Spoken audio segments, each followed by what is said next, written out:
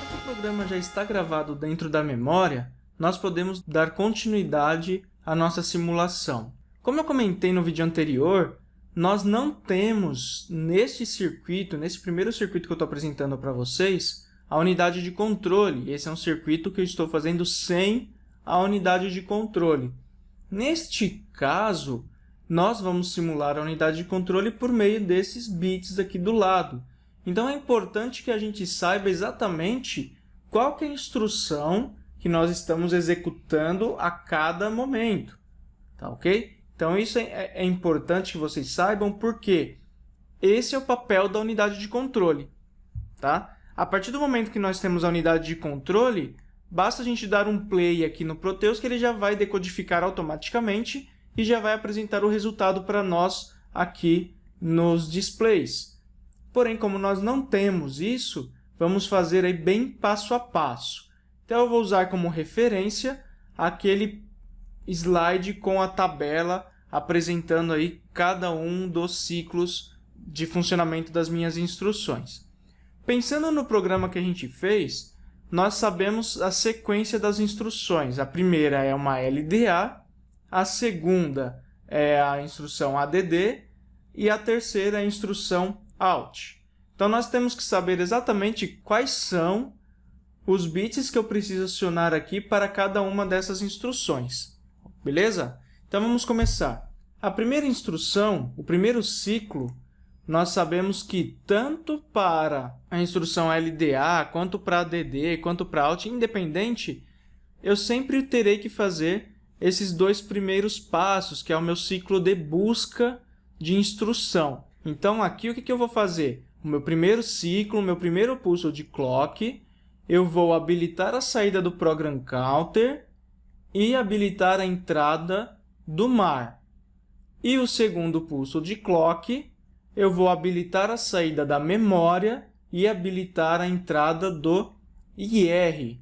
Então, e também ativar aí o Program Counter para que ele possa fazer um incremento para a próxima instrução. Vamos lá. Então, aqui eu já deixei o meu clock como sendo aí por meio de um botão. E aqui eu já posso começar a simulação. Vou dar um play aqui no Proteus e vou fazer. Então, a primeira instrução, primeiro ciclo, obrigatoriamente, eu preciso habilitar a saída do Program Counter e a entrada do mar. Observe o seguinte, ó, vou dar um zoom aqui na parte do Program Counter. A saída dele está cinza. No Proteus, eu tenho três cores que representam esses quadradinhos. O cinza representa alta impedância, ou seja, eu não tenho nível lógico 0 e também não tenho nível lógico 1 aqui. Então, meu barramento ele não tem informação nenhuma. O quadradinho, quando está azul, significa que eu tenho um nível lógico 0. Enquanto que o quadradinho, quando está vermelho, representa nível lógico 1. O que eu preciso fazer nesse momento?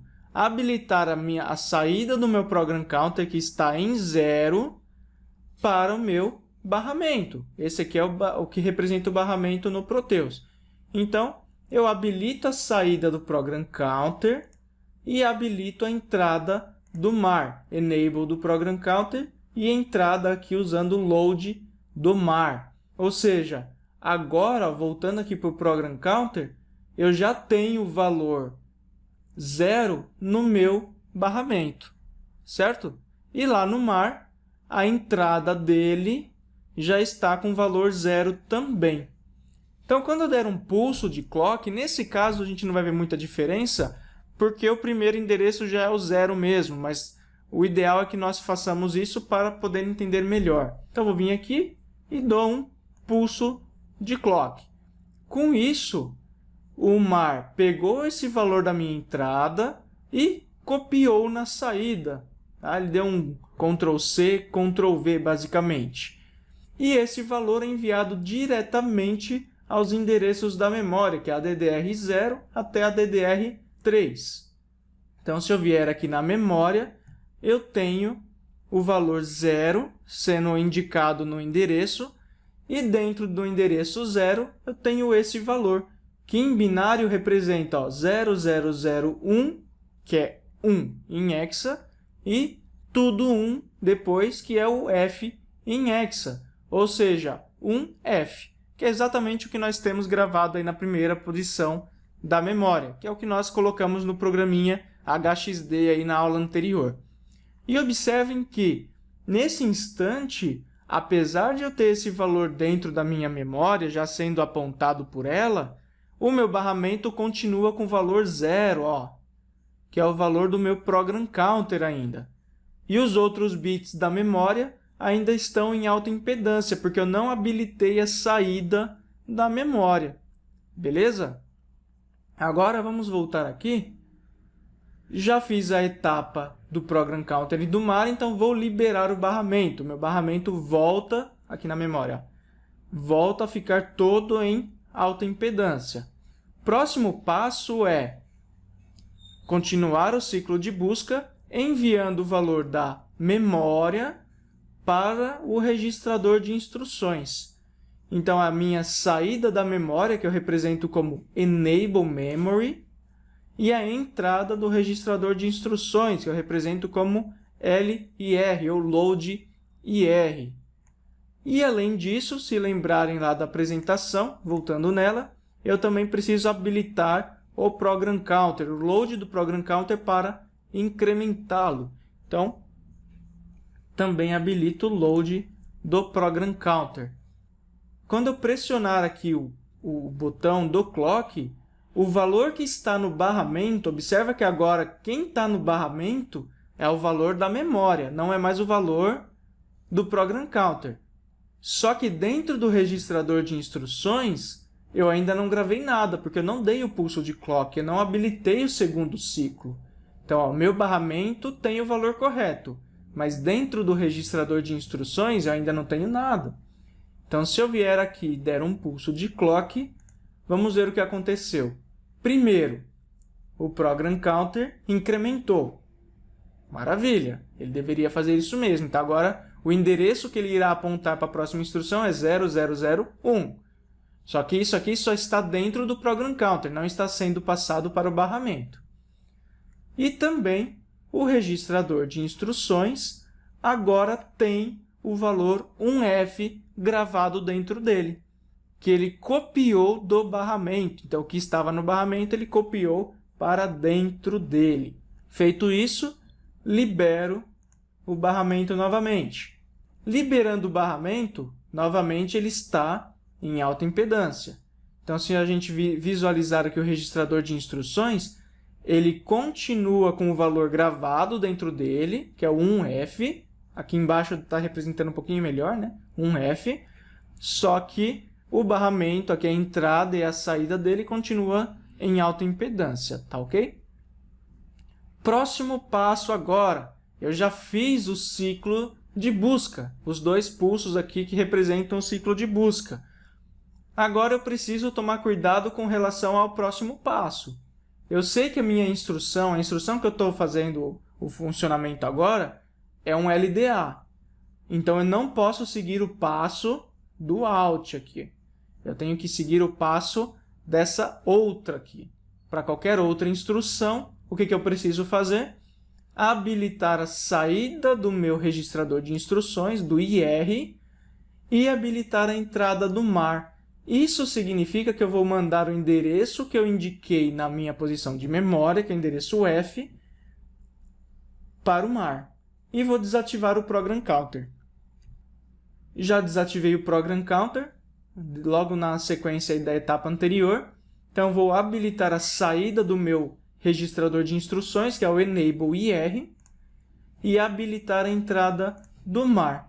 Antes de dar o pulso de clock, vamos ver como que está a situação da memória e do mar. O mar está apontando para o endereço 0. Apesar do barramento eu já acabar de habilitar aí a saída do mar do registrador de instruções e ele estar apontando para o endereço F, eu ainda não dei o pulso de clock. Então, nesse caso, o mar continua apontando para o endereço 0. Logo, minha memória continua apontando para o endereço 0. E os valores do meu IR, o que aconteceu? O F, que é esse 1111 aqui, eu passei para o barramento. Porém, esse 0001, é o valor que eu preciso passar para a unidade de controle, que não existe nesse circuito. Então, esse 1 aqui agora está se perdendo, tá? Mas ele é importante porque nós vamos usar no próximo circuito e a gente precisa entender bem para que ele serve. Mas a gente sabe que a função dele é representar a instrução LDA. Então, 0001 representa a instrução LDA para a unidade de controle. E o F representa a posição de memória que vai satisfazer a instrução LDA. Então, quando eu der um pulso de clock nesse momento, se eu vier no mar, eu vejo que eu gravei a posição F. E se eu ir na memória, eu estou indicando agora, apontando para o endereço F. Ó. Lembra que ele estava 1F? Agora ele tem o valor que está dentro da posição F da memória, que é 0011, que é 3, 1100, que é C, que é aquele 3C em hexadecimal que nós vimos no exemplo anterior. E com isso eu posso desabilitar e liberar novamente o barramento, que minha memória vai continuar apontando para este endereço. Próximo passo da instrução LDA. Vamos ver, que é o quarto ciclo nesse momento. Então, a instrução LDA, eu envio da memória, aqui ó, enable da memória, enable memory, envio dela para o acumulador, que é o meu registrador A. Então, neste caso, eu preciso habilitar a saída da memória e a entrada do acumulador. Saída da memória, entrada do acumulador, LAR. Se eu ir no acumulador, se eu ir no registrador A, eu vejo que ele está carregado com valor 0. Eu já joguei no meu barramento o valor que eu quero carregar dentro dele, quando eu habilitei o enable da memória. Só que eu ainda não dei o quarto pulso de clock para habilitar esse ciclo. Então, ele continua com 0. No instante que eu der o pulso de clock, voltando aqui para ele, eu já verifico que ele tem o 3C em hexadecimal aqui, né? 0011, 1100, que é o valor em binário. E mesmo que eu desabilite os pinos de controle, se eu voltar aqui nele, ele continua com o valor armazenado. Daí aquela história que eu comentei lá no começo das minhas primeiras aulas, que o registrador ele tem a tarefa de ser uma memória temporária. Então, mesmo eu desabilitando o barramento, observa que ele memorizou o valor que já estava antes, que é esse valor que vai ser passado para ULA. Se a gente dá um zoom aqui na ULA, eu vejo que os bits que representam o registrador A já estão carregados, ó, sem nem ter que passar pelo barramento. Ele já tem uma ligação direta entre o registrador e a ULA. O próximo passo é fazer a soma. Para fazer a soma, eu preciso carregar o valor no registrador B. Para não estender demais esse vídeo, eu vou deixar para a próxima aula. Até aqui, então, a gente consegue visualizar que a instrução LDA foi finalizada. A função dela era pega o valor da memória e carrega no registrador A. Foi exatamente o que ele fez. Isso, galera, quando ele finaliza todos esses passos, nós chamamos de ciclo de máquina. Ele acabou de terminar de executar uma instrução. Quantos pulsos eu demorei nesse caso? 4 pulsos. Beleza? Isso fazendo manualmente, aí, logicamente, como a gente fez. Tá? Então, ele demorou 4 pulsos para executar a instrução LDA. Isso representa o ciclo de máquina dessa instrução.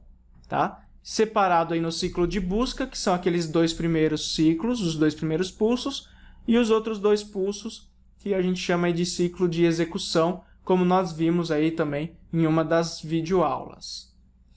Na próxima aula, eu vou mostrar a continuação deste programa. Então, a gente vai fazer a parte da soma e da saída de informação, da parte do out, para visualizarmos no display o resultado.